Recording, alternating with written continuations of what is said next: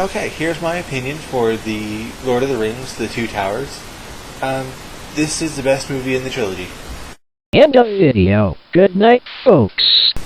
Yep, I'm off to play Skyrim. Hey, get back here.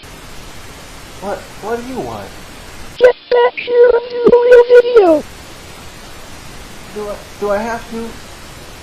No, you should really be playing more video games. These videos were your idea.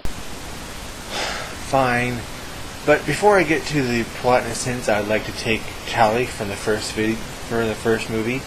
Out of the 9 heroes that left Rivendell in the quest to destroy the One Ring, Gandalf, the wizard and arguably the most powerful member of the party, fell in a big hole and is presumed dead.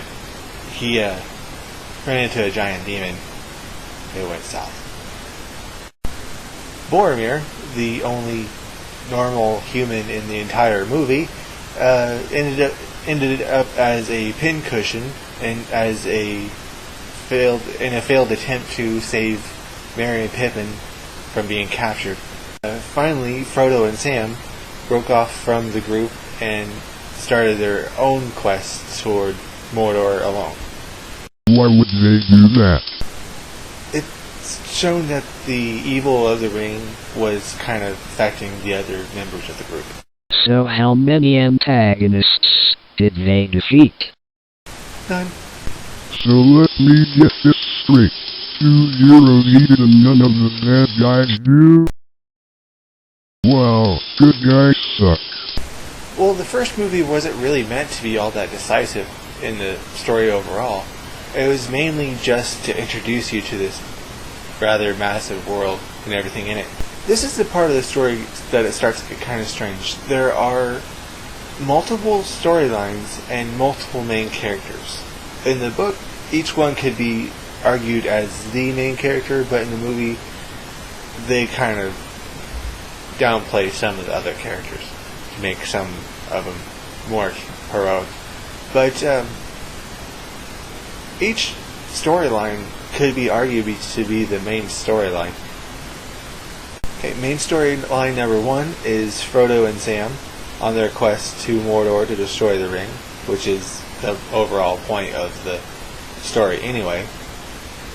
And there's storyline number 2 with Merry and Pippin, who are at the end of the first movie are captured by Uruk-hai, and they join forces to help destroy Saruman. Thank you for the spoiler.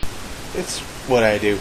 And lastly, you have Aragorn, Legolas, and Gimli, who embed themselves with the human kingdom of Rohan to go into open war against Saruman. Okay, plot and essence. Continuing the War of the Ring, the Kingdom of Rohan comes into open war against Saruman the Wizard. Okay, characters introduced into this film. I'll start off with Gollum. Although he was mentioned in the first movie, he was never really a character until he attempted to ambush Frodo and Sam in a failed attempt to steal the ring.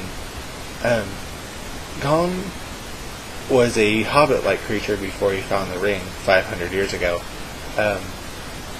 But extended exposure to the ring had driven him insane, and to the point where he only talks in the third person, and he calls the ring his precious. After Frodo captured him, he swore to serve the master of the precious and agreed to show them a way into Mordor. Okay, and Saruman the Wizard, although he was introduced in the first movie, he's the main antagonist of the second movie.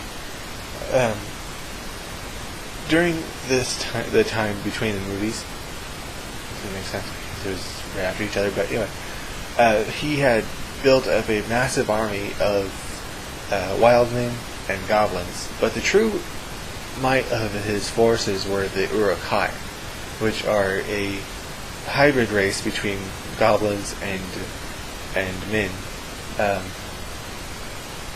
his main objective is just to kill all the humans. Working under Saruman was Grima Wormtongue. He was the head advisor and healer for King Theoden, King of Rohan. But he kept supplanting any doubt that Saruman was an enemy, despite the obvious attacks against them. Eremar, I know I said that wrong, just go ahead. But Eremar was the nephew of the king and leader of the armies, as far as I can tell. And part of Grima's plot was to banish Eremar and his soldiers. Eremar has a very low tolerance for diplomacy. He's not very good at it. But he runs into Aragorn, like Legolas and Gimli, and threatens to cut off Gimli's head because he wouldn't, because Gimli refused to give him his name. But I like Eremar. I like Rohan. I really do. They're like Vikings. If you take Vikings, as far as I can tell, take away ships and give them horses, and that's Rohan. That's what the movie portrayed him as, Rohan. And that's just awesome. I love him. But, Eremar was banished, and all of his soldiers. And, Eremar's sister, Eowyn, not to choose Arwen. That was very nice. But anyway, is Eremar's sister and niece of King Theoden, and she's known as the Shield Maiden. I'm not sure what kind of title that is, but she somehow tries to balance being a raging feminist with a drooling fangirl. Like, there are times where she's like, "I am woman, hear me roar," and then later on she's like, "Oh, Aragorn, I love you. That was sexy." Girlfriend, you have no idea. Theoden is my favorite character. He, when we first see him, he has his mind completely taken over by Saruman. The Gandalf shows up and pretty much kicks Saruman out. Theoden pretty much wakes up and finds himself in the middle of a war that he's completely unprepared for. His only son and heir has been killed in this war, and there's pretty much no hope for survival. He calls for the evacuation of the main city. I can't remember the name right now. That's embarrassing. But anyway, they evacuate the city to the fortress of Helm's Deep, where the climactic battle takes place. But what I really love about Theoden, no matter how deep and dark and horrific the situation is around him, he never misses an opportunity to give an epic speech. And he really, really pulled it off. I don't know if it's the actor or just great writing. But it's awesome. Okay, another one of my favorite characters is Treebeard, but it's more of a love for the faction. Treebeard is the chief of the Ents, and the Ents are very tree-like people. In fact, when the hobbits first come into their forest, they think he is a tree and climb up him to escape from an orc that's chasing them down. Merry and Pippin try to lead him into war against Saruman and the Ring and all that stuff, but Treebeard at first thinks it's best just to stay out of the war and just do whatever Ents do, which is pretty much whatever trees do, and just kind of sit there.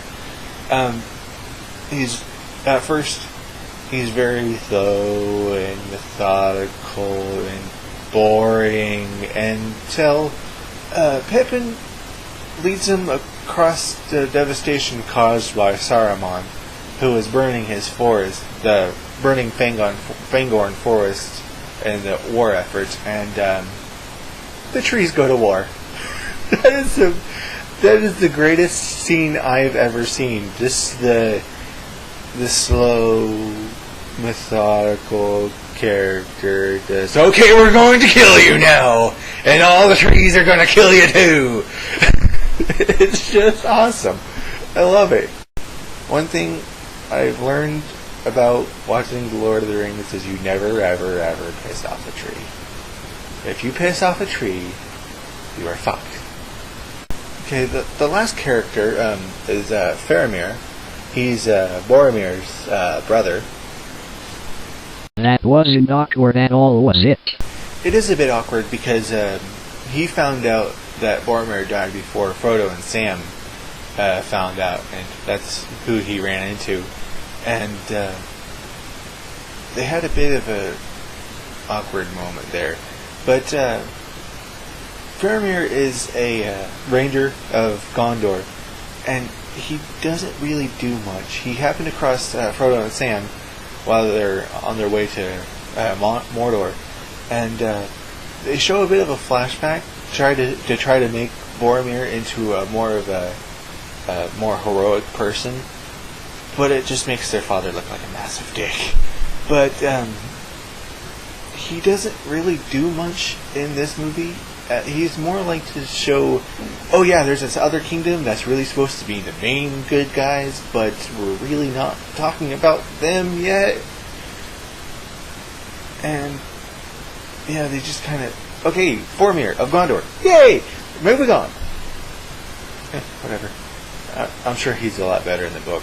I don't remember reading this book. I know I have, but I don't really remember the details. Okay, the final conclusion is 10 out of 10, 5 out of 5, whatever you want to call it. This is my favorite movie.